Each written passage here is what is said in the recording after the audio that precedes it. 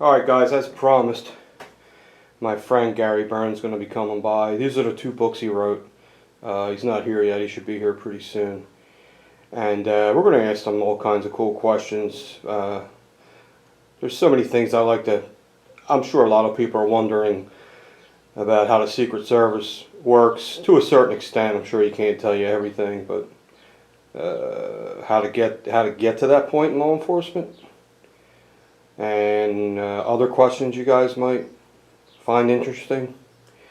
So the book on the right hand side, that was the #1 seller on Amazon, Crisis of Character. That's what put Gary in the spotlight. He's been on Fox News, he's been on Sean Hannity multiple times. And the second book he wrote is Secrets of the Secret Service. Haven't got a chance to go through that one, which was a pretty good seller, I think. So he should be here soon, and we're gonna sit down and just shoot the shit, ask him some stuff. It's pretty cool that he's willing to do that. Alright guys, just like I promised, Gary Byrne stopped by. How you doing, Gary? Good. I'm doing good. Thanks for having me over. How you doing with the mask situation, going to different stores and all that So stuff? I brought my mask. It's in the car. I actually got my mask. I ordered it from Origins, Jocko Willnick's online store. Jocko Willnick, the former SEAL, has started a all-American clothing factory up in Maine. Anyway, when this happened, he started making masks instead of jeans and boots for a couple months. So my wife knows I follow him, so she got me a mask from him. I wear the mask. I'm not really buying into a lot of it. Me neither. I feel like a fool when I wear a mask. I do. Listen, I'm 29 years as a cop. We were against masks. We tried to refrain people from wearing masks. But other than that, we're doing good. The Byrne family's well. And we're like you and everybody else that lives in lovely Delco. We're doing what needs to be done, and we're looking forward to. I hate to keep using all these terminologies that you hear on the mainstream media about return to normal. I'm just ready to get on with life and return to normal, but not whatever they think new normal is. I'm going back to old normal. Right. So anyway. Well, I mean, if I pull up and the store says you have to have a mask, I'll put it on to go get in there to get what I have to get and get out, and then I take it off. Yeah, I don't want to make anybody crazy, because some people are like, they're acting like we're radioactive. Oh, I know. And we're not. Listen, listen. Any death is a bad death, but they're acting like we're radioactive, and anytime anybody dies, whether it's from the communist Chinese flu, which it really is, that's my opinion. Known as COVID-19 or the flu, or they made bad life decisions and die anyway. Whatever, it's sad, but this certainly has taken on a different. It's a little weird. Are really. Yeah. I went yesterday. I pulled in the guy's a friend of mine too. Yeah. To get my truck. There was something wrong with my air compressor with my air horn. Yeah. It's losing air or something. So I went to him, and he would not. Like, every time I stepped towards him, he was like 10 feet away. I was like, dude, no, are you freaking kidding me? I react to how people, like when I came over the other day and your wife stepped towards me, I did the same thing. I'm fine with it. Listen, well, we're going to get into my career, so we'll talk about it then. Right, so. right. Go ahead. All right, so anyway, the beginning, right? Yeah. What's it take to become a Secret Service officer? Like, what level of law enforcement qualities do you have to actually work in the White House? So the first answer is zero experience. They will take you from JoJo the nerd boy or Jane the nerd girl to getting you through training. So you can either have never touched a firearm in your life. I'm not and this is kind of interesting, because eventually I became an instructor in the uniform division in the Secret Service. I'd rather you have never touched a gun than to find out that nobody ever punched you in the face. Right. My ideal candidate for law enforcement, any law enforcement, is somebody who got beat up once in a while, and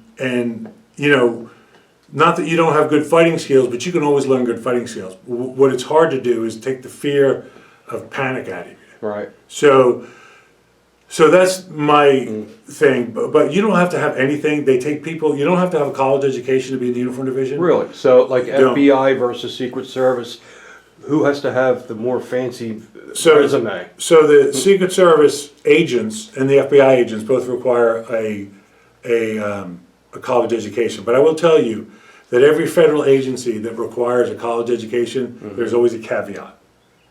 And for instance, when I was in the uniform division, we had a coworker who was he was an American, but he was born. His parents were Korean, and they moved over here from South Korea. His first language was Korean. His second language is English. But I mean, he talks with them in the accent. The caveat here is his third language was Chinese, Mandarin. So. And he spoke them all with like unbelievably. Now, of course, I only understood his English, but at some point in his career, somebody in the Secret Service discovered this kid's language skills, and he'd been on a couple of years, and you know, he got involved. I can't go into too much detail, but he got involved in there. He went with the agents all over the world doing these investigations where they needed his language skills, and then eventually they said, you know, go get your college education, and we'll make you an agent. He said, I'm not. I'm educated. I speak 3 languages. Right. You know, he goes. I finished. There's something else about him too. That he finished like college math before he got out of high school. He said, "I'm as smart as I need to be. You want my skills? Make me an agent. I'm not. You know." And they did. You know, and they'll do it from time to time. So, but you know, everybody else in the world, that you know, there's to be in the uniform division, you don't need a college education, but if you have one, they will, like, it helps you out. It cracks the door. Yeah, it cracks the door, and they're also, I'm not sure if they pay you a little bit more right up front, but some police departments do. But it will certainly help you. But the problem with that is that years before, most of the recruits in the uniform division were not college educated, and they got a certain type of blue collar guy that they didn't realize was great. In other words, we'd work ourselves to death. When they started hiring all these younger guys with college educations, and then they started realizing the way they were treating them, and they would, you know, they would balk at the what we took as everyday behavior. You know, we're going to cancel your days off for 60 days in a row. We were just used to it. These new guys are like, no, it says right here you have to, you know, you can only work me so far. Anyway, so the uniform division, you don't need a college education to become an agent. You do. You can move from the uniform division to the agent division. You do still need that college education. You can go to school while you're working at the White House or at the Foreign Missions Branch. You can go to night. A lot of guys went on night shift and went to night school and got their education that way. If you're doing your homework on post, as long as you're doing your job, they don't give a crap. So it's not what everyone thinks. That's like it's this impossible job to get. No, it's not, but it's hard. Here's what makes it hard. You're going to have to take a polygraph test, and that's basically a lie detector test. Now, you know, you can find 100 people that'll tell you can fool polygraph. You can find 100 people that tell you, you know, here's the deal. The Secret Service kind of pioneered the polygraph for federal law enforcement. Now, the CIA had been using it before that in the spy business. But they don't go to court. The CIA doesn't go to court. Well, that's handy. Yeah, so they don't have to. Nobody likes going to court. So my point is like, you know, the polygraph is not upheld in court. Right. Because you can talk about it and you can say you took one or you passed it or you didn't, but it's not considered weighted, as they say in legal standards.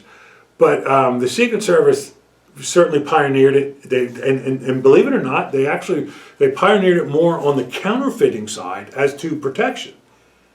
In other words, they were using it to find out if these counterfeiters that they caught were telling the truth or not.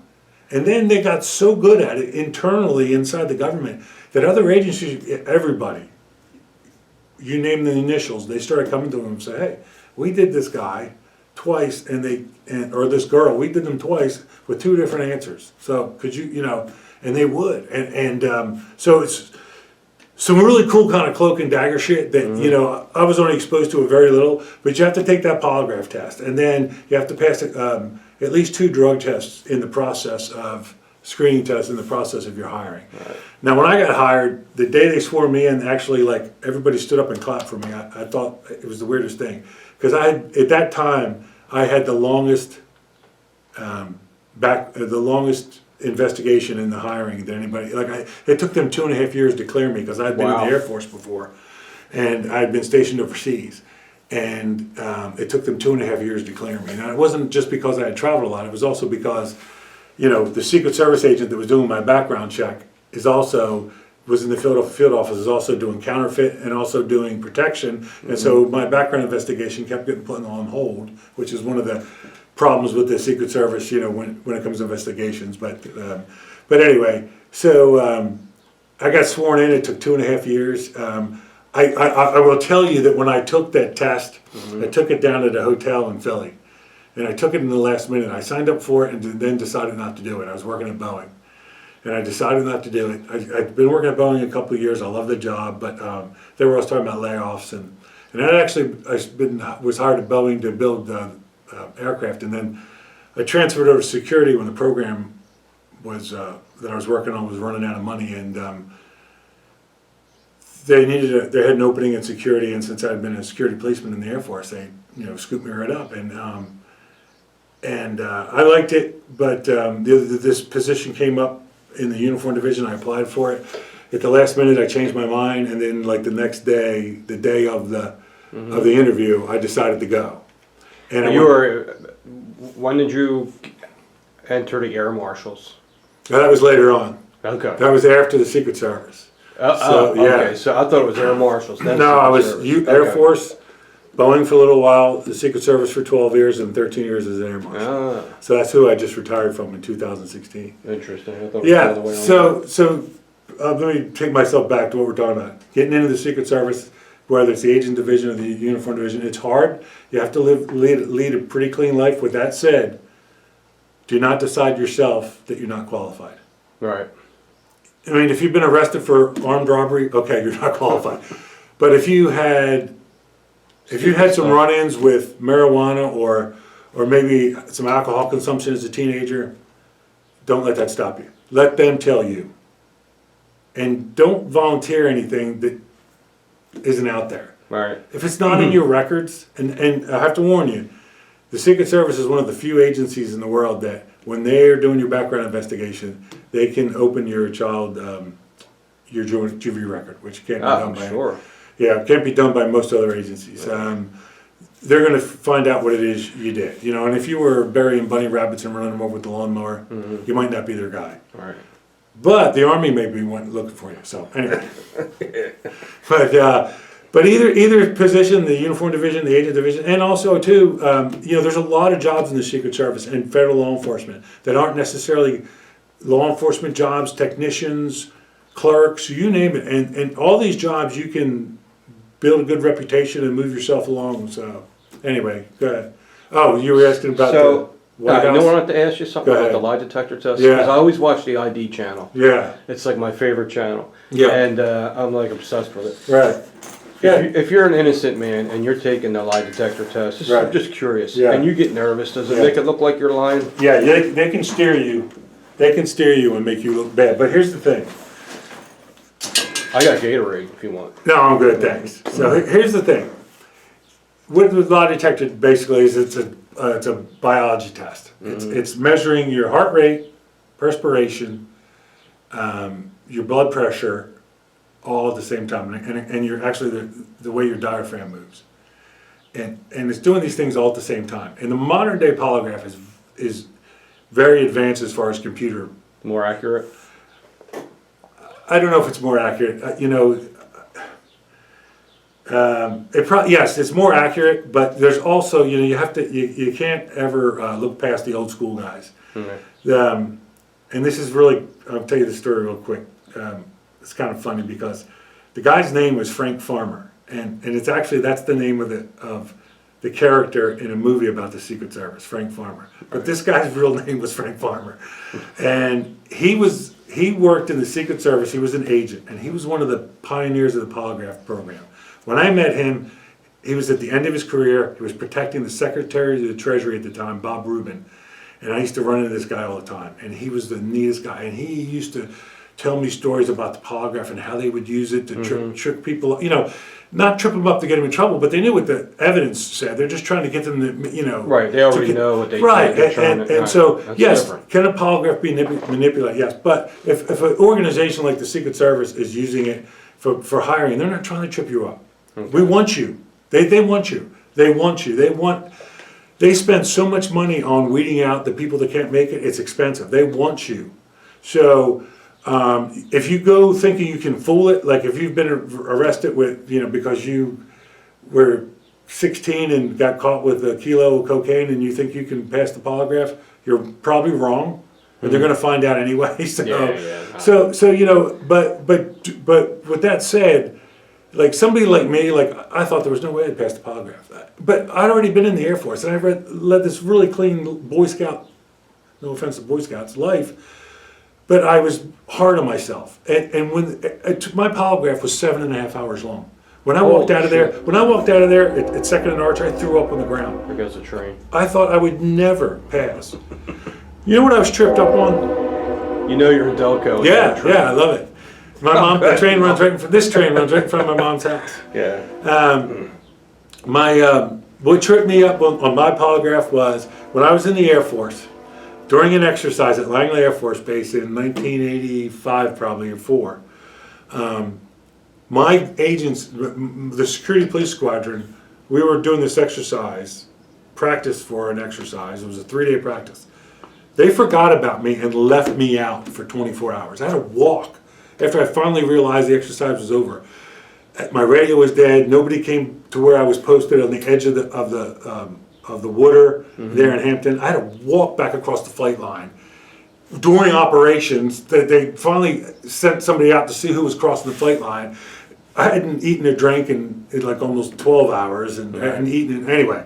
So I was pissed off. So anyway, at some point when I get to where I'm supposed to be, I'm walking across the flight line and there was a 50-foot piece of nylon rope that they used to use to mark perimeters so you couldn't step around airplanes. Right. I picked it up and threw it in my bag, and I kept it.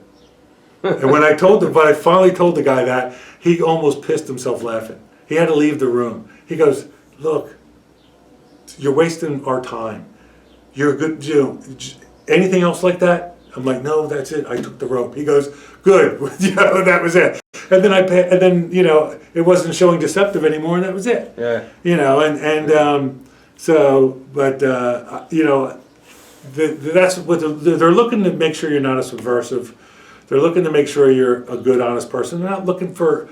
Look, they want somebody who's a little bit rough and tumble. Right. They don't want Mr. Rogers. No, not unless Mr. Rogers, has been punched in the face. Right. And has no problem. You know what I mean? Like, so that's who they're looking for. And it's a long, drawn out process. Is it worth it? Absolutely. Even though, I left the agency and I wrote these books, I've probably gotten, since I've written the book, I guarantee I've gotten 5 people on. That's great. I tell them, don't tell people you know me. Right. But this is, and sometimes I contact my friends that are still there and go, "Hey, would you, give me a heads up on this guy when they get there. Make sure that they're, I want them to get the job." And they're like, "Oh, no, they're not going to do anything wrong." But if they see them doing something stupid, they're going to say, "Hey, we have a mutual friend or whatever." So, Right. But anyway. Okay. Yeah. Well, it always helps a little. Yeah. The training is tough. It's physical fitness. You're going to learn you're going to PT your ass off. It's. I'm out right there. Well, the age cutoff is 37 because you can only stay on till you're 57. You need 20 years for the retirement minimum. Go ahead. The White House. Yes. I know there's a lot of drama there. Ah, that's great. Yes. But what's some of the most exciting moments you had there? Like, is there anyone you met there that you always wanted to meet, like celebrities? Tons. Like, I know you have a Pamela Anderson story. I do. I'm kind of fascinated with her. Yes. Who isn't? And with testosterone at that time. Yeah. And she's pretty much of a stand-up lady. She's, she went on The View. Yeah. And she didn't take no shit from No. And I got some respect for her now. I don't know if she's conservative or which way. I think she leans right because she's not. I think she's a closet conservative about some things. Yeah. So here's my couple of my connection with Pamela Anderson, and I only met her once. I was out in California. I have to tell you the history of her first with the Secret Service. So years before, like in the early '90s, Bill Clinton's out in California, and the Secret Service counter sniper guys are the guys you see up on the roof at the White House and in different places. And as a matter of fact, that picture right there on Secrets of the Secret Service on the that's the counter sniper guys on the top there. Okay. So, anyway, and they're always up there, right? They are when the president's in residence and it's daylight. And well, it might not even be daylight anymore. It might be 24/7, but with the modern technology. But anyway, these guys are out in L.A. Bill Clinton's staying at a hotel. They're posted on other hotels and on the hotel Bill Clinton's on.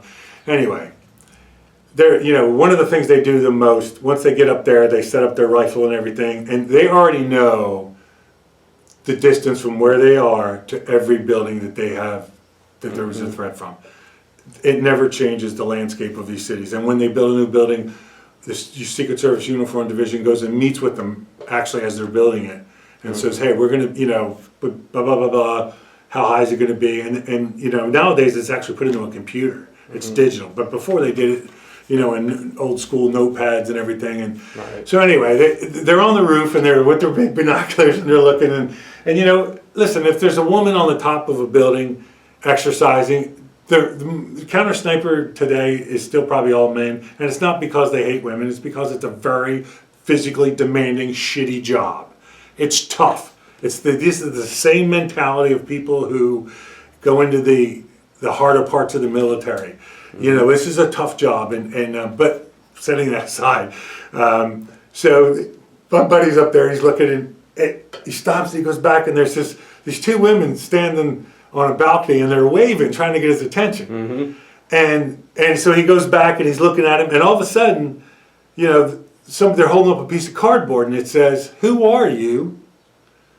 And then there's a phone number to call, and even back then, the counter sniper guys had cell phones, but they were for communications backup. But they were the old bricks, the old Motorola bricks. It was huge. The phone was about this big, had a big battery. It was like a weapon. Yeah. Anyway, but nobody questions. So he picks the phone up and he dials the number, and it's to that room, and it's Pam Anderson and some of her girlfriends, and they're having some party for some friends, and they just want to know who he is. So he starts talking. Anyway, make a long story short.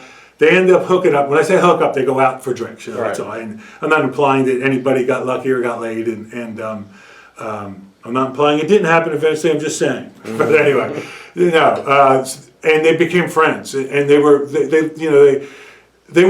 just a bunch of goofy bimbos. And although a lot of these girls, they portray themselves like that, or Hollywood does. Pam Anderson and some of her friends, they're some smart people. If you look at what she did with her career, she's worth a fortune. And she quit. Like, when she left Tool Time, that was the #1 rated show. She left the #1 rated show and took a chance on Baywatch. You know what I mean? Like, that was a gamble. A gamble, but a smart one. And I mean, both shows are still in syndication. You know what I mean? Like, so she's smart business moves. So anyway. And she played to her strengths. I remember watching her interview one time. She said, "Look, I'm not Maureen O'Hara. I'm not a great actress, but I have a following, and I don't mind making fun of myself." So she makes those movies that she made. She made Bob Wire. She made whatever. But they're very popular. They might not do really good at the box office, but I guarantee you and I've rented it. She's got a sticky following. Yeah. We don't care what she does. We just want to look at her. Yeah, but so that's the Pam Anderson thing. There's a little that's bit, cool. So for me at the White House, like when you first get there, it is like it's kind of like a scene from a movie. And if you've ever seen the movie American President, which is the only one I didn't see. It's a good one, but it's such a liberal. Got such a liberal slant to it. It makes you something. But setting that aside, it tells a good story about the White House, and it's authentic. I've watched it. But here's the thing. There's a scene in the movie, The American President, where one of the actresses refers to being at the White House the first time as Capra-esque. The movie producer Frank Capra, who's made A Wonderful Life, and he made movies that everybody won at the end, and that's, and I would tell you, that's what it is like to work at the White House. I couldn't believe it. I'm a kid from Ridley Park. I graduated from Ridley High School. My teachers clapped the day I walked out the door. Not because I was a bad kid, but because they wanted to encourage me, because they probably thought that I was destined for not an easy life, because Right. I had these huge issues with ADD and dyslexia, and but I found my way. And that, if you get anything from this podcast, let it be this: you can find your way. I found my way. I was hooked into the Air Force from a kid that we lived in Virginia for a while. The guy that lives across the street from me was an Air Force security policeman. My dad had been in the Air Force during the Korean War. Anyway, I got in the Air Force, and all those issues I had with regular school learning went away. When you tell me, show me, and let me do it, I can learn anything, and I did, and I loved it. And that's how I got into the Secret Service. I just parlayed that to that. And I'm working at the White House, a kid from Ridley Park, and literally within a year they were training me to work outside the Oval Office. I mean, I almost had tears in my eyes some days. I was That's like, crazy. Unbelievable. George H.W. Bush was president. His son was just a guy that used to come in, once in a while, and he became president. I mean, I saw things that were, let me think of a couple quick things to tell you. Okay, first I'm going to tell you about Ernest Borgnine, the actor. Yes. Who doesn't love Ernest Borgnine? Yeah, one of the best. Yeah, so if you're not sure who Ernest Borgnine is, and you want to learn a little something about history, and want to see some humility out of Frank Sinatra. Frank Sinatra, was an actor and a singer, famous singer, and I know he's near and dear to your heart and your son. I watched Frank Sinatra interviewed about his first Academy Award. I forget the name of the movie. From Here to Eternity. Right, and Ernest Borgnine's in it. Yes. And he says flat out that the only reason he got that award is because of Ernest Borgnine. He gives them all the credit because they acted in front of each, you know what I mean? He says he pulled me out. He showed me what it is to be an actor. Right. And so anyway, I'm at the White House. Ernest Borgnine is invited to this function. I forget what his nationality is, but anyway. He's Italian. Is he Italian? But he's got something, I forget the other, anyway. Yeah. Whatever other country or head of state were honoring that at this time, he's there for the function. Yep. So the function's over, he's leaving. It's in the middle of the day, which is not usual for these functions, it's usually at night. It's summer, it's hot. Right. He gets separated from the limo and his wife. And I see him walking around outside, and so I walk over to him. I'm outside on this particular day. And I go, Mr. Borgnine, are you lost? He goes, I'm looking for the limo. I said, well, it was hot. It's D.C. in August. It's hotter than shit. Unbelievable. So anyway, humid. And he was no young guy. So I said, come on inside. Come in here. Sit down in this booth. When your car comes up, they'll tell me. I'll call, So he comes in, sits in the booth. I pick up the phone. I call my buddy down at the entry post, down the driveway a little bit. And I said, hey, when Ernest Borgnine's car pulls up, let me know. I've got him here. If anybody's looking for him. He's sitting in the air conditioner. They're like, oh, okay. So I hang up the phone. And he's like, oh, wait, I'll stand outside. I'm like, no, sit in here. You're a guest of the White House. Sit in there. There's a little bitty police booth, like 3 times the size of an old phone booth, bifold doors, big, thick, bullet-resistant glass. And All right. so he's sitting there, and I had the air conditioner turned all the way up, and I just left the door open. I said, just relax. I can do my job from here, and So anyway, he goes, can I call out on this phone? I said, no, but I can call for you. He goes, this is the phone number for the limo. I said, okay. So I called the limo. I go, hey, this is Officer Byrne from the White House. I got Ernest Borgnine here. Stand by. And I hand him the phone. So he's like, they're talking back and forth. He hands the phone. He goes, they got caught in traffic. They had to go back around. He goes, I'm like, you're fine. When they get here, they'll call. I said, I'm not telling you what to do, but you can sit here. He said, oh, this is great. So he starts talking to me about my job and everything. And I go, so look, I said, I don't want to be insulting. I said, but of course I know you from McHale's Navy, but I know you're this great actor. Yeah, and right. So we start talking about different things, and he talks about Frank Sinatra and John Wayne, and we talked for like easily 30, 35 minutes. And then I got a phone call that his car was there. So they send the car up, and I open the gate, and they come in, and his wife gets out of the car. She gets out of the car, she walks around, she comes over, he gets out of the thing, she walks up to me and hugs me, shakes my hand and hugs me and said, thank you so much for taking care of my man. And they start like bantering back and forth. It was I'm like, oh my God, they're the sweetest. All right. Christ, I mean, they're real Hollywood, and they're real people. But they're Like real they were in too. love, they were funny. And she knew, she was probably worried to death. He's standing outside, it's 94 degrees with 100% humidity. But then she finds out, he's in the booth and in the air conditioning. So, I say goodbye and he gets to the car and they take off. And I'll never forget that. It was one of my favorite, And then another one that stuck out was, so every president that gets in, a lot of them, they try to solve the problems of the Middle East, and not to get too deep into politics, but it usually ends up blowing up in our faces. And, Yep. So Bill Clinton is going to solve the Middle East peace problems, and I have a lot of negative things to say about Bill Clinton, but I will say that naively, I really think he could, and I guess maybe a lot of people did. I did a little bit because I guess I don't understand all of history and at least parts of it then. So anyway,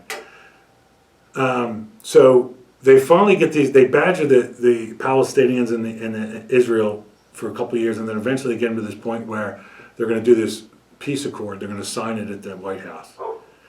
And I'm going to tell you something, you and your audience. If you think you understand what hate is, you do not. I don't know what hate is. I did not understand what hate was. I did not understand what loathing and hate was. I can't think of anybody. I mean, seriously, I'm not trying to exaggerate. The person that killed your parents, I don't know if you could hate. I mean, I don't know if you could transmit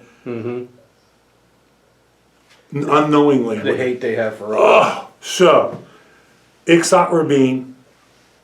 No, he's the Israeli guy. Yeah, Itzhak Rabin for the Israelis. Yasser Arafat for the Arabs.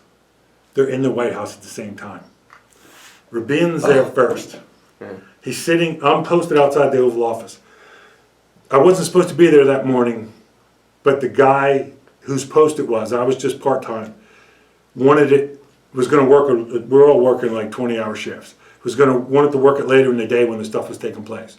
So they asked me to take it in the morning. And of course, you just do it. They didn't ask me, they just told me, you're going to do it for 4 hours and get the fuck out of the way and let what's his name get in there, pretty much is what they said, which is fine. Because when I briefed in the morning, this is a big deal. We're having the Israelis, and if you have to be a certain age to understand what a big deal this was. Like older, like I am, to have the Palestinians and the Israelis in the White House complex at the same time. We in the Secret Service were convinced we were going to be all slaughtered, that there was going to be an armed attack from either the Arab side. We believe that the Israelis were actually hiding in buildings around Washington to counterattack because they didn't care about the Secret Service or whatever our abilities were. I mean, it was crazy. Our briefing started at 3:30 in the morning. After that, I went and worked out. I took the post. So anyway, I was there when they first arrived. So the Israeli Rabin, and he's there, and he's sitting in the Roosevelt room, and somebody brings him back from the State Department. Goes, where are they holding him? Of course, the Clintons, and this isn't really a slight on the president himself. This is his staff. Was a little. They weren't prepared for this, even though they thought they were. And I'm like, what do you mean? Where's the whole? I said, just put him in the Roosevelt room. It's a room right across from that. So he sits there, and after a couple of minutes, and then she just walks out and leaves him. I'm like, so I walk in, I go, Can I get you anything? Do you need, so I told the Navy steward who takes care of the president, so he immediately came in, starts talking to him, what can I get you? Get some glass of water. So my buddy who's at the West Wing lobby entrance, the lobby's full of all these State Department people from all these different countries. There's all these Arabs walking around that look like they just walked out of a Sinbad movie. And I don't mean that to sound derogatory, but I'm just telling you what the mentality was at the time. And they looked like, when terrorism changed a few years later, some of these guys were there. I guarantee it. I don't remember their names, but I've seen their faces since then, and they became the element of these terrorism. These terrorists. So, So anyway, and just my buddy calls me and says, "Hey, Arafat's here, and he's." He wants to. They're looking for a place to hold him. I go, well, I'm not from the State Department. I just go, well, put him in the Roosevelt room. So he opens the door and he tells him to go to the Roosevelt room. He's in one end, Exat Rabin's sitting there, and he walks in, Rabin. I mean, this guy, they're like almost in their 70s by now. He comes off that chair on his heels. Dude, he was ready to, I mean, and you could just see the tension in them. I mean, these are old men now. They had been trying to kill each other for 40 years. They despised each other. They both believed God had told them that land was theirs. They do. And that's why it's just such a waste of time to try to settle things over there. And I learned more in that couple minutes about anger and violence and self-control and forgiveness than I will ever be able to articulate. So as soon as I'm like, oh, this was a horrendous ideal. So I step out. They're fine. Like, they both sit back down, and I go and tell the Navy steward that Arafat's there now. So he goes over, and it's funny, when he hands Arafat a glass of water, like, Arafat is staring at the water. He doesn't. No. And then I'll tell you who the steward was. His name was Glenn Mays, and Glenn picked up on it just like that. And he took the glass back from him without saying a word, disappeared, and brought a bottle of water. And he cracked the bottle of water and he drank it. Zero trust. But Glenn didn't care. But I get that. Yeah. No, right. So anyway, at some point, I can't tell you the whole story, it would take too long, but at some point, just to let you know, so I leave and I go into Betty Curry's office, the president's secretary, and I go, hey, just so you know, these two guys are in the goddamn Roosevelt room, and it's a little tense. So could you guys, somebody needs to, could you send somebody in there and so nobody in the State Department wants to come in there with them, and nobody from their state, So anyway, so eventually, this is the best part of the story. So eventually, Bill Clinton comes out, gets them both. They go into the Roosevelt room, and they have to get closer together to move out of the room. And I am telling you, it was like any minute I thought they were going to start wrestling. Like, it was, even the agent, like the agents, part of the story I'm leaving out is the two Secret Service agents posted out where I am too. And their job is to hold these two posts. My job is to control, the uniform division guy controls the access back and forth and everything that's going on. And then when the president's not there and they're not there, then the uniform division officer secures it. So eventually the president gets them into the Oval Office. They go back into the dining room.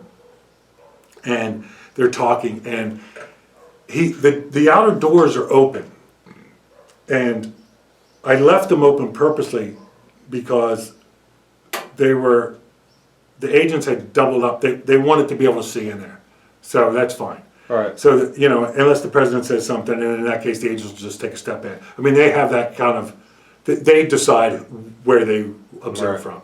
So anyway, all of a sudden, I hear like voices raised, and clearly one of them is in Arabic, and so I just take a step closer, and we're kind of eavesdropping at this point. But there's two agents standing at the far door, and they're watching what's going on, and you can just see the amazement in their eyes. And what they're trying to do is Bill Clinton is trying to forcefully put their hands together. They're practicing shaking hands. Right. I am telling you, and here's, I didn't see this at the time, but I defined it later on. And it wasn't because of personal hate, but what was the problem with the image? Religion. Right, but what they're doing is, when you saw that handshake on TV, they were signaling to everybody that everything that they had been fighting for and believed in, and all those deaths, right or wrong, if it's your side, they're right. If it's the other side, you're right. You know what I mean? I'm talking about thousands of dead bodies, men, women, children, horrendous acts of terrorism and defensive fighting, and anyway. And you're showing that signal. And what I didn't know was that the Israeli Prime Minister, because of that, would be dead in 6 months. He was killed by a Jew, shot to death with a revolver 6 months later. And I was standing outside the Oval Office when it happened, when we got the news, and Bill Clinton walked from the Oval Office into the Secretary's office. And this happened quite many times in different tense situations. I was walked in there to see what was going on because I had a small TV. The president walked in, and I was looking at the news, and I looked back at him, and he said, he wasn't saying it to me, he was just saying it. He said, I really thought he was going to make it. And he turned around and walked in. He was heartbroken. And but to understand, back to the story, so he's literally trying to make them shake their hands. So they take a break, and then they both decide they want to smoke. But you can't smoke in the White House, and not because of, you know, it's bad for you, because the place is so alarmed. It's got all these smoke detectors, heat detectors, sprinkler systems. So all of a sudden this alarm goes off, and I walk in there, and they're trying to smoke. I shut the alarm off, and they're calling me over the radio. I pick up the phone, I go, it's the president and his guests, you know, just give me a minute, I'll fix this. So I walk in there, and there's an ashtray sitting there, and they both put the cigarettes out, and I go, Mr. President, they can't smoke in here because of the alarms. You just go out on the patio. You know, and he said, no, it's okay. You know, I didn't want to get anywhere near this. Right. And I didn't, I mean, tensions were high, but I didn't want the sprinklers to come on and soak everybody either, because that's what they would have done. So, anyway, you know, they decided they'd go out on the patio. So they go out on the patio, they go out, and for a little while, and they're talking, and of course the agents, they all move. They come, some of them come into the dining room, some of them go outside, and the Israeli security has to stay away. The one supervisor can follow the Secret Service supervisor around, and that's it. And he can retain his gun, but everybody else has to stay out on West Exec. That's just the way the Secret Service does it. I don't always agree with it, but that's their, you know, whatever. So, so they eventually come back in. So then a little while later, you know, time goes on, the day gets long. I switch posts, I go outside. And when in the morning briefing, when they briefed us, just to tell you how high tensions were, I have a lot of criticisms about the Secret Service management style, but one of the things I won't criticize is they never second guessed you. When you know, later, the rest of that day, I was going to be posted on the south lawn, just below where they were, inside the fence line. And when you're in the uniform division or the agent division, but especially the uniform division, like when they were briefing us in the morning and they said any questions, I raised my hand. I go, yeah, can we pick up a long gun? They go, yes. Go to either of the armories, and we have, you know, in the complex we have plenty of places to get equipment when you need it. And they said, just whatever you decide you need. They didn't say get a shotgun. They didn't say get an Uzi. They just, you know, we've trained you. Big boy rules. So I went in, and back then we still had the Uzi. We hadn't switched to the MP5. I thought, how appropriate, the Israeli Uzi. It's a shame the ammo wasn't made by the Arabs. It would have been, you know. So I put the Uzi in this black bag, and I took it out to, when I got to my post, I relieved the guy. He left 2 bottles of water there. It was basically right on the edge of the roadway, standing right underneath this big evergreen, so you were shaded. And I just laid the Uzi down there, took it out, and I laid it on the bag with the one magazine of 29 rounds. It's a 30-round magazine, but we would take 1 round off to relieve the spring tension, and then another one, an L shape this way. So I had almost 60 rounds, and I actually had another magazine in my pocket because I was sure, based on that briefing that morning, that we were going to be overrun. Holy shit. I mean, that's just that was the tension. Yeah. It never happened. Everything was fine. Well, it's better to be ready. No, it was, but it made me, like, I was so proud to be there. You know, I was so excited, and actually the later part of the day was just as exciting as the other shit I saw, because then I saw all these Arabs were hanging around there where I was, smoking cigarettes, like they're, oh my God, I can't believe anyone ever lived long enough to be terrorists or to combat each other because they smoke so much. Right. I mean, literally there were piles of cigarette butts, you know, and they're all smoking Turkish cigarettes, which are these really strong tobacco, and anyway, it was a very interesting day. So those are 2 of the things I remember the most. What made you leave? So, so basically, what happened in the first book, Crisis of Character, the thing, my unfortunate claim to fame, in case you don't know, is I was the first employee in the history of the Secret Service to ever be forced to testify against the sitting president. I had to testify against President Clinton in his impeachment scandal. Not something you want on your resume. But we fought it. You know, the Secret Service, they had other motivations too, to protect the name of the Secret Service, and 2 of their executives were having affairs. Well, I say illicit, they were both married men having affairs with Clinton staffers at the same time. They were trying to protect them. Anyway, we fought it. It went all the way to the Supreme Court. Listen, half the country put that guy in office. It's not my job. Right. I'm not there to be his moral compass. I'm there to make sure nobody kills him That's it. All right. Or if somebody does get at him, make sure my body's laying there, just like that's what, so, we fought it all the way to the Supreme Court. The chief of the Supreme Court at the time was Judge Rehnquist, and it went all the way up to him, and he decided, he verbally communicated that he understood the position of the Secret Service, and especially the men and women in the uniform division that were going to be forced to compel to testify, but you were federal police officers. And they gave me 72 hours to surrender or be prosecuted for obstruction. So anyway, that's my claim to fame. The hardest part about leaving, or why I left, was basically I was kind of carrying some of that baggage. Now, don't get me wrong, if 9/11 hadn't happened, I'd have still been there. I probably would have had an aneurysm or at least one heart attack. But at the time that 9/11 happened, I was at the training center. I was a firearms instructor, dream job. I mean, you would have had to take me out of there with the jaws of life. I would have chained myself to the fence to stay there.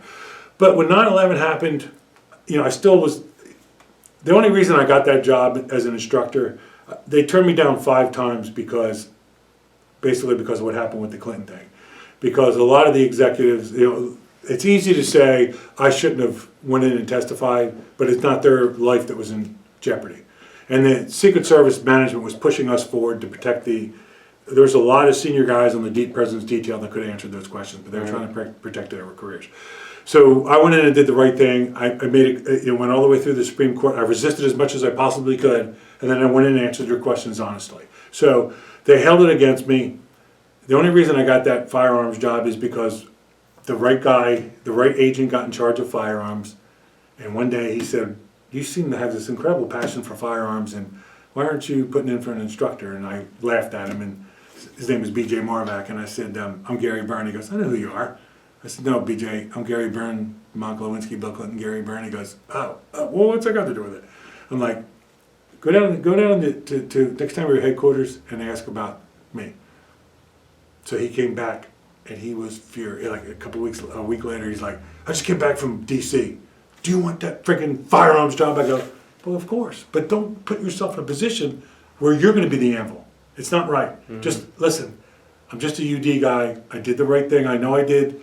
If they want to be childish about it, so be it. It's their conscience, not mine. I'm fine. I have a job. My wife's pregnant with her first kid. Life's good." So he's like, "Do you want that job?" I go, I don't want it. I want the opportunity. I want you to be, either take me or don't take me, but I want to try. It's a tough job to get." So he said, "The memo's coming out in 2 weeks." So I just went onto the computer and took one of the other memos I had and updated it. And I gave it to my boss, and she didn't want to tell me no, but she didn't want to see me pissed off again. So I said, "It's a little different." I said, "B.J. Moravec is telling me to do this." She goes, "Okay." So in the meantime, Moravec goes to the GS-15, the agent in charge, who is no particular friend of the uniform division, but him and I had a pretty good rapport. And he basically, this type of guy, his nickname was Red Man, because he had a red face all the time. Right. Anyway, Red Man, the way you got him to do shit was to say, "Hey, these so-and-so from headquarters doesn't like this guy, and they don't want, and that's what they did. They go, "Oh yeah? Well, I'll show them," so, and they made me an instructor. And, apparently they liked me, and so if 9/11 hadn't happened, I never would have left there. Yeah. I loved it. I thrived on it. Apparently I did a good job. They liked it. And so, but after 9/11, I thought my skills could be used there. The pay as an air marshal was better than the retirement was. And it brought me back here. That's really why I left. It wasn't easy. I gave up. I literally had a key to the White House. Jesus. Yeah, and I had a key to the ammo bunker at the training center, which was even more important. They had combinations. They never questioned any time you shot. I had a key to double action. Yeah, which was similar. That's where we met. Yeah, I mean, I don't, want to get too much into Yeah. crazy drama, but Sure. We heard all the stories about Hillary, how she was with law enforcement in the military. Yeah. Pretty disgraceful. Right. And I don't know how you were able. That was, to me, I think that was probably maybe the hardest part of working there. You happened to bite your tongue when she So it's looks not down on people like that. Is what I'm saying. No, and you're right. But here's the thing that they're missing is, if you were there and saw it, you more than likely would have had the same reaction I did. That you felt like you were watching a Three Stooges movie. And what I mean by that is, she was so incompetent, and she is so ridiculous. If you saw the way she treated people, if you walked into the place, the guy that fixes your car, if I had walked into Double Action and saw somebody, Mike, treating you like, behaving like that, or anybody, I'd have walked out, I'm like, they're crazy, I'm not coming in here. Or if you walked into the pediatrician that took care of your kid, or the vet that took care of your dog, and you saw the veterinarian treating their employees like that, you might even call the police in a regular business. But you would certainly go like, Christ, I can find a vet anywhere. Good luck, But when it's this crazy woman that they've purposely been propping up as this great thinker and this policy wonk, and she's this complete inept, done nothing knucklehead, and she's angry. She's got a lot of emotional issues.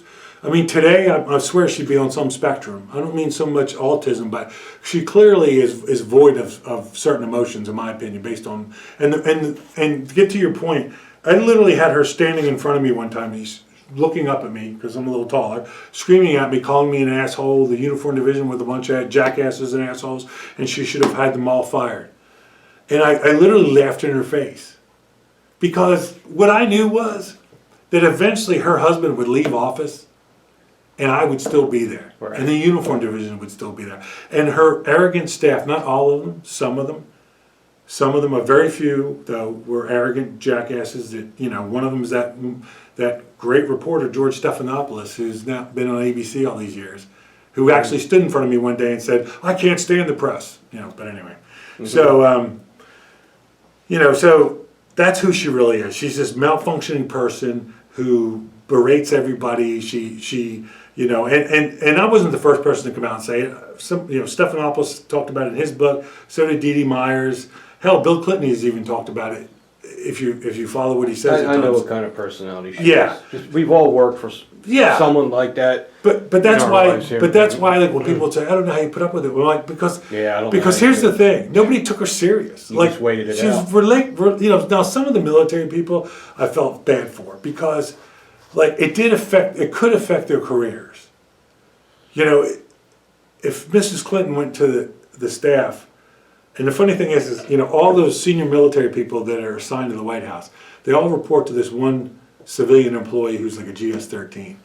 He decides who works there and who doesn't. And, I mean, there's a few exceptions when you're higher ranking, but they all do report to this guy. I forget his name, and he's probably still not there. But when he heard about it, he would say, he would ask, he would never blame. He knew what happened. He knew who she was right away. But he would say to them, do you feel like you can still do the job? Can you just ignore her? And if they would say, well, hell, I think she really hates me. Like, I'm afraid she's going to physically attack me. And they're like, he goes, that's probably going to happen. But do you want to stay here? You can stay. Because she does this to everybody. Don't feel bad. Go talk to the Secret Service guys. What's with all the hate with her? Because she's a dictator. And because she's not smart. So she gets frustrated with herself. She gets frustrated really easy. And takes it on. And for somebody who's the lifelong Democrat, who wants these big, giant government programs, she has no patience for the process of government. And that proved itself with the emails. Thank God she didn't win. No, right, but that proved my point. She proved my point with the emails. She didn't even understand how, all that time in the government, and she's so smart in a policy wonk, she doesn't understand how class, she literally said that she thought the C on the document, what did she say? I can't even remember. It was so stupid I can't remember what it meant. What she said it meant. But it meant classified. And then at the top was another letter that would tell you what classification it was. So if it was C at the bottom and T at the top, it was classified top secret. Or secret at the top. Anyway, she made this stupid, and just like she tried to do and laugh it off with when somebody asked her about wiping the hard drive. Oh, you mean with a cloth? Yeah, with a cloth. That's who she really is. She's above everything. She's just supposed to be the person that gets all the fame and glory, and everybody else does the work for her. She's a queen. She's a dictator, and she's incompetent. That's who she really is. So, That's a stupid question, but I know Not really. 80% of the media. Why are they on the left? I Because don't they've get been it. compromised. The one thing the Clintons started doing right off the bat was, as soon as they got in there, and they started doing it before, but they started compromising and corrupting all parts of the government. They did it the Secret Service, the FBI, and so you fast forward 25 years later, and all these people that are running the FBI were these young agents that were doing dirty shit for them. Mm-hmm. And here's one example for the FBI is there were so many scandals that you literally, it takes like 3 pages of paper to put them. There's 18 or more scandals, and so this one was Filegate. So after like 4 years of the Clintons, 3 years of them being there, it's discovered that there's 900 FBI raw data files on American citizens, most of them considered conservatives or Republicans, at the White House. Missing, and then they're at the White House. And nobody knows how they got there. It was an accident. No, this is what happened.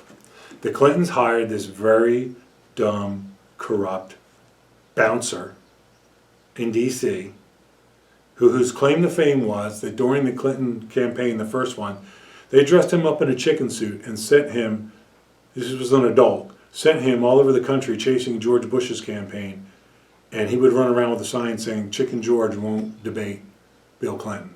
Now, that hit home to me because I knew the real George Bush. I don't agree with anything all politicians do. I don't agree with everything, but George Bush was a Second World War hero. At 19 years old, he joined the Navy and became that damn torpedo bomber. His crew was shot out from under him. The only reason he was even alive and survived the war is because a submarine was in the wrong place at the right time and picked him up. So that's who George Bush was. Who Bill Clinton was, when it was his time to serve, he evaded the Vietnam War and actually wrote a letter about it and defies anybody to challenge what he says. He's a coward. So this guy's claim to fame was that he called George Bush a chicken, and the Democrats thought that was great. So fast forward, they win the election. They make this guy the head of White House staff security, which at the time was basically he's a paperwork clerk. Mm-hmm. Paperwork comes in. You're going to be hired to work for the Clintons. You're going to come in. You're going to fill out the paperwork. He's going to give it to you. He's going to, once it's all done and all the things are done correctly, he gives it to the FBI. He copies it, gives it to the FBI. He gives a copy to the Secret Service. The Secret Service takes their copy and holds on to it. When the FBI is done doing their stuff, they come back to the Secret Service. They compare notes. This about this guy, and then they go to the administration and they go, "This person's fine. This one's been convicted of trafficking cocaine, so we don't recommend you hire him." But one of the first things they did was they started breaking down all these security procedures. Clintons had staff members there who. That was not made up. One woman was, her former business partner was a convicted cocaine dealer.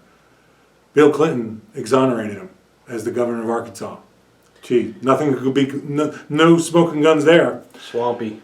Yeah, no, exactly, swampy. And so just there's story after story after story of, and each scandal, they broke the security down more and more and more. And these guys that were doing all this dirty shit recently with President Trump, these are the guys that were these young agents at the time. And another good book to read if you want to understand what was going on at the time was written by an FBI agent. It was called Unlimited Access. And his name is Gary Aldridge. Gary Aldridge, Unlimited Access. I recommend that book and mine, and that will give you a good idea of, how deep the swamp is and why. So, yeah. When, I don't understand conservatives that trash Fox News. I understand all the media has a little bit of BS exaggeration. Sure. Fox News, to me, is the only conservative channel that has a huge base that reaches a lot of people. True. Why would you trash them if you're a conservative? And they call it Fox fake news. I watch it all the time. I don't understand where Fox News is ever fake. Right. Me either. I don't get it. So here's the thing. One of the things is you have to understand when it's conservatives doing it, They're doing it for, you have to try to figure out what the reason is. Why is it? And it usually goes back to, in my experience, is that in this case, they don't agree. They might be a Republican or a conservative, but they don't particularly like the sitting president. They don't like President Trump.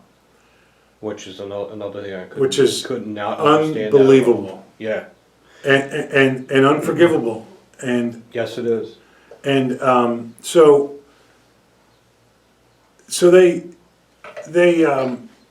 slam the news agency because it makes them look good with the part of their supporters that are either middle of the road Democrats or very soft Republicans. Right. That's why. That's one of the reasons.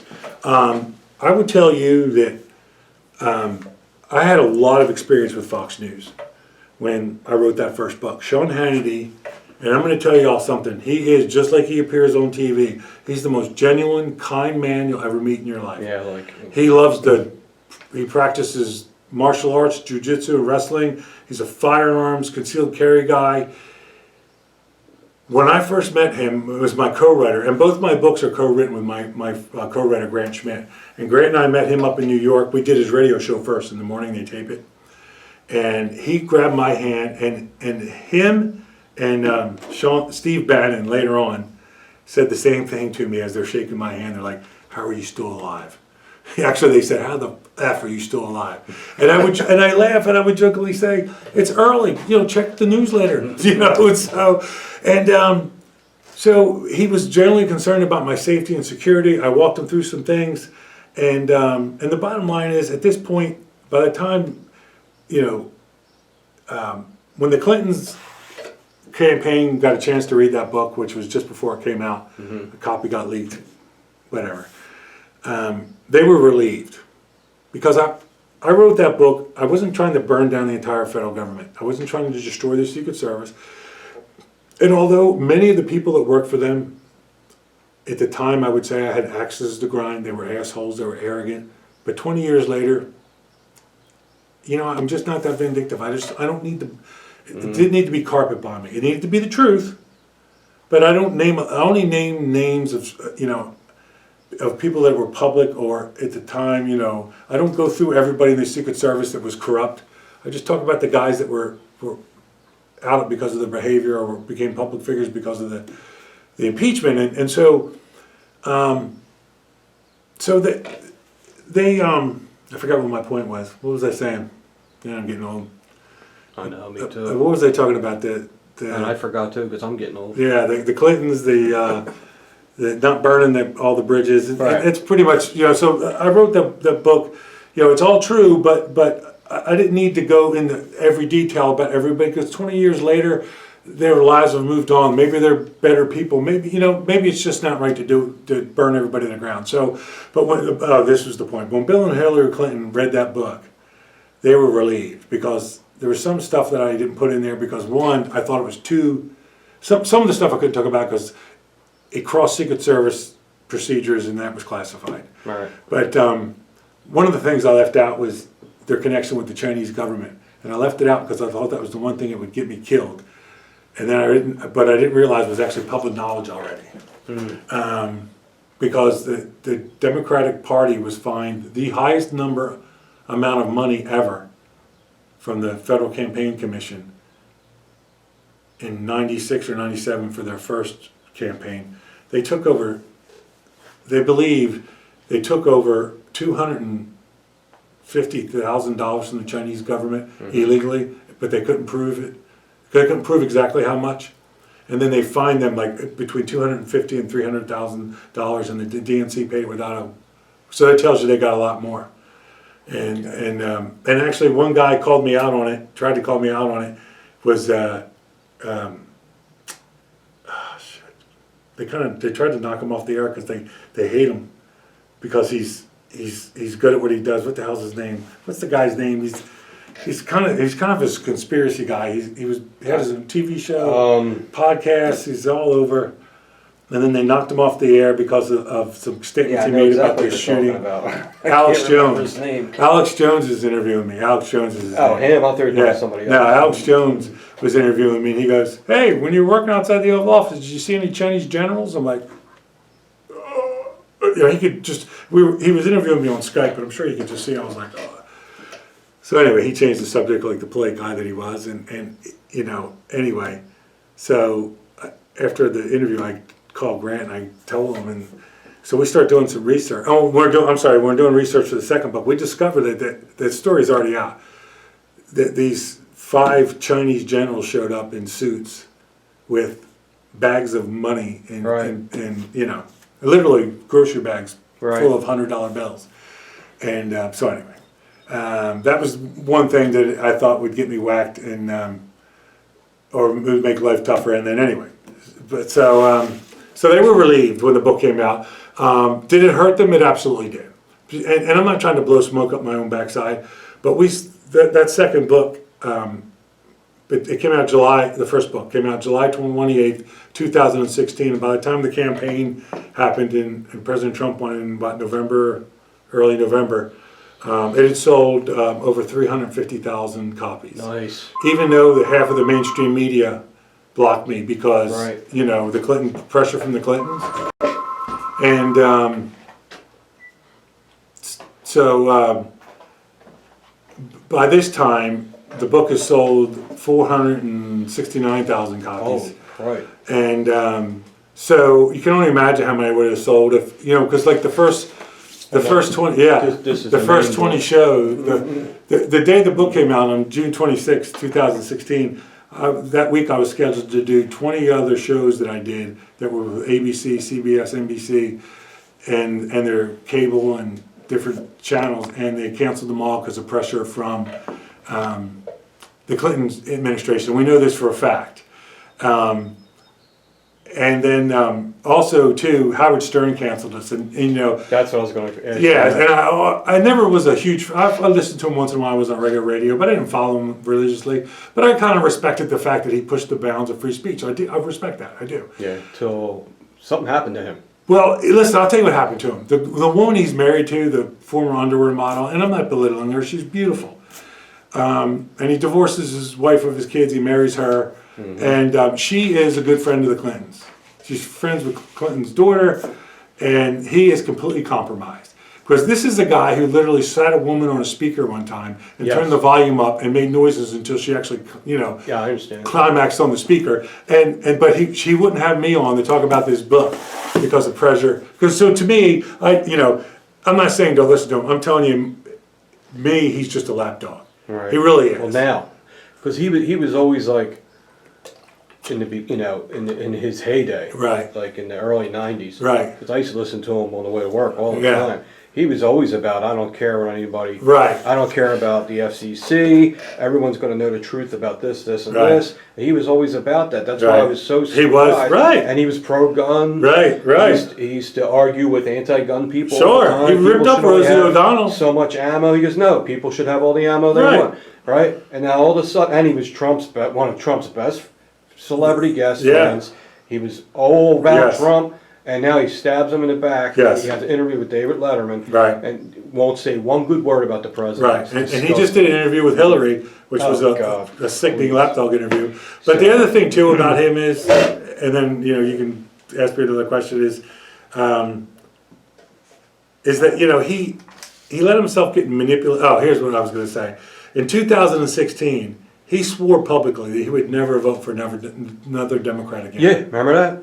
And then he turns around. What happened? Because his wife he's now all Trump's supporters can drop dead. Yeah, that's what he said. Yeah, are you freaking kidding me, dude? So listen, he's made so much money in his life he could never, Yeah, I don't begrudge him. That's fine. But he's not the person he was, and he's not a rebel, and he's a lapdog. So anyway, what do you got next?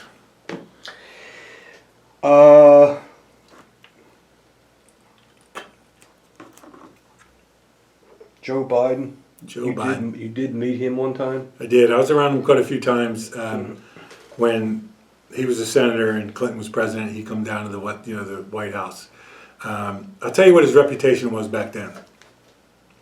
You know, he's always had the running joke of, you know, he's Uncle Joe, or, well, that's because he has some serious issues that he always has. Right. And this isn't any secret information. It came from his staff members.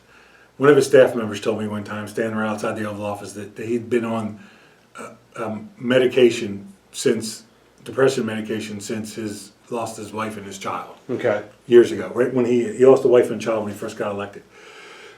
Right before he first got elected. So anyway, stressful situation, I get it. Here's the other caveat you need to understand. One of the same staff member, a couple other ones, they started asking, hey, what about these rumors about President Clinton? I'm like, so far it's all, you know. So we started talking about Biden. The subject came up about Kennedy and, you know, behavior, and this staff member told me, he said, let me tell you something. We tell the women that work in our office, the women that work in Kennedy's office, the women that work in the whole Capitol, when we know them, and they get hired, you never get on an elevator with Ted Kennedy or any of the Kennedy. You never get on an elevator with Joe Biden. John McCain was another one, and I forget who the other guy was. You don't get on an elevator with them because they've got proximity issues. If you're a woman and you're in the office, and they tell the Biden staff women this, if you're in the office and all of a sudden you're in there by yourself with Biden, get out in the hallway. Do not put yourself in a position. And they were serious as a heart attack. You know, when I hear all this stuff, I think Trump's too normal for everybody. He is. That's why they have to. What's wrong with Trump? That's what they have to make. That's why they make up all these stories about him. Just recently, the porn star had to come out and say she made the whole thing up. Of course. She made the whole thing up. But what they're trying, one of the things that you have to understand about this latest fiasco, this impeachment, the one before this pandemic, I should say, this impeachment is, they're trying to impeach him to make him look bad. But one of the reasons they're trying to make him look bad is because, one, it's not true. Two, they're trying to level the playing field with Bill Clinton. Because Bill Clinton is getting older. And you can see this when he comes out in public now. He's worried about either one, he's worried about the fact that maybe there really is a God and he's going to be held accountable, which he never lived his life like there was, in my opinion, in my observation. Two, he's worried about his legacy and reputation because now he's got grandkids. And so he's trying to rewrite history. Monica Lewinsky's trying to do it too a little bit. She's trying to soften her image up and not make it look like, you know, Monica was a victim, yes, but she also put herself exactly where she wanted to be. She circumvented all the procedures. She befriended people. Bill Clinton had a whole system of scamming set up to get. And listen, I don't care who he was banging or whatever, or doing what with. I'm not his moral compass. But don't lie about it under oath, and don't put me in a position where I have to lie about it under oath. And that's what happened. So, and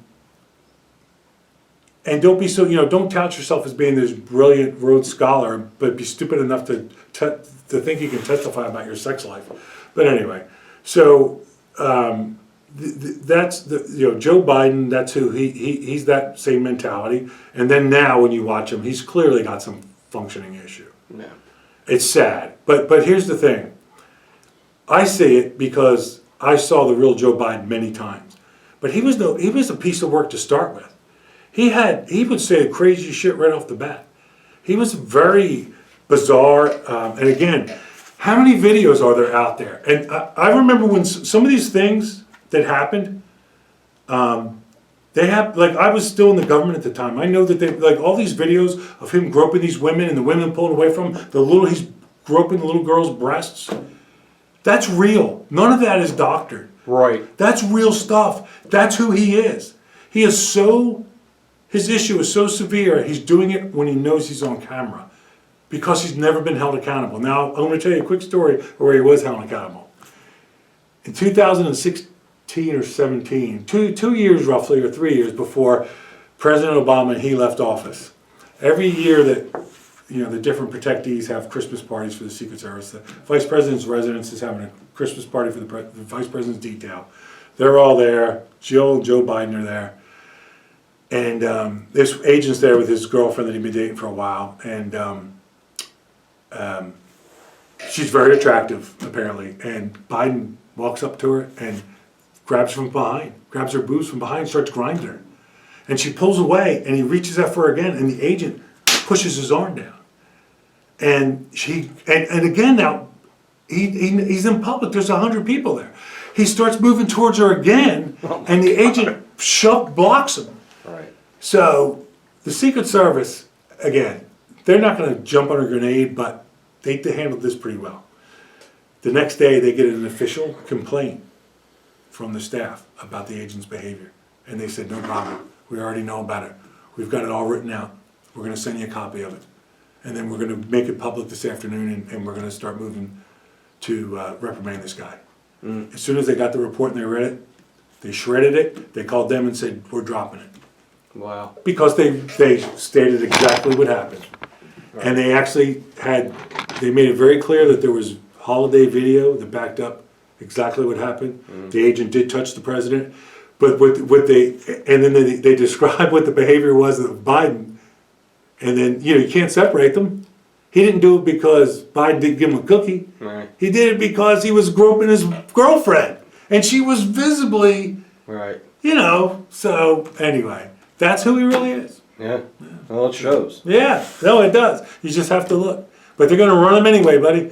And I'm going to go out on a limb. Can I go out on a limb real quick? Yep. I think they're going to choose Hillary Clinton. That's what I thought. That's what I said. And if they do, look at my YouTube video on my YouTube channel where I talked about it 2 years ago about her running again and Biden and possibly them running together. So anyway. Bring it on. Yeah, man. What else you got?